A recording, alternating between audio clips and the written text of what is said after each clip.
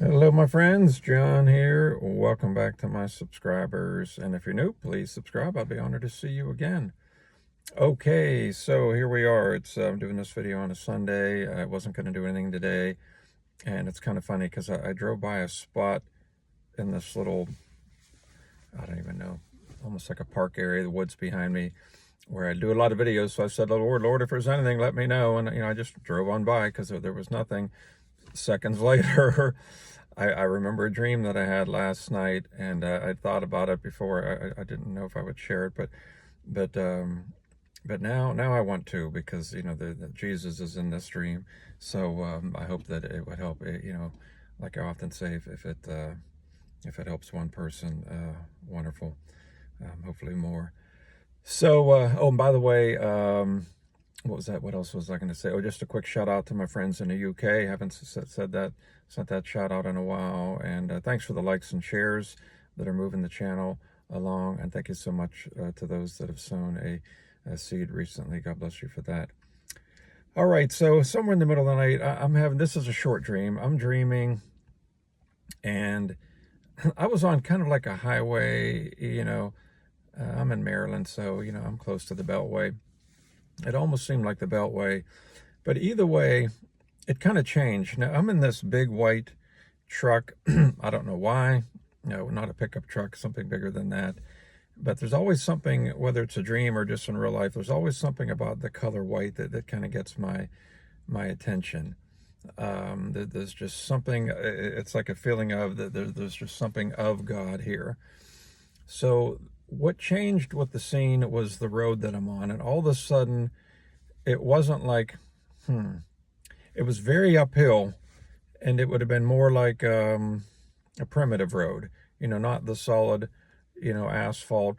So I find myself now with symbolism, usually, at least for me, your vehicle, it's kind of symbolic of your world, your journey.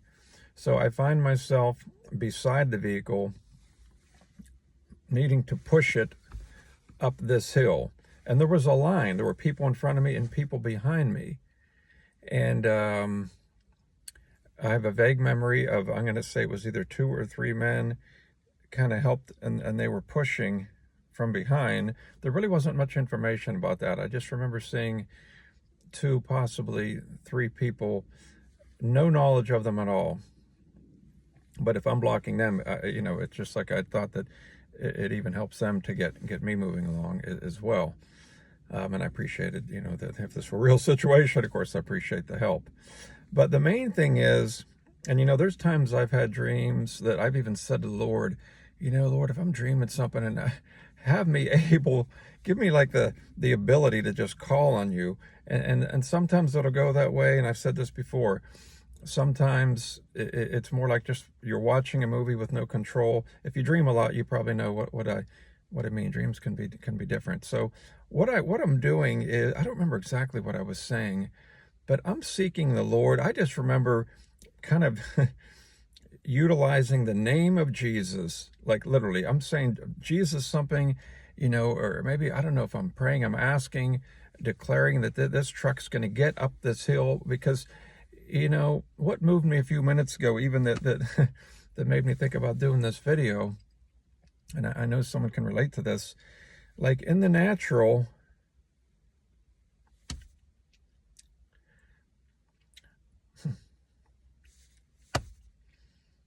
it's like life sometimes, and the natural wasn't good. And the natural, it didn't, sorry, I don't know what, it didn't seem like it would work. Even with a couple of guys pushing, it'd be one thing if you have a little Volkswagen Beetle, but no, this was a big truck.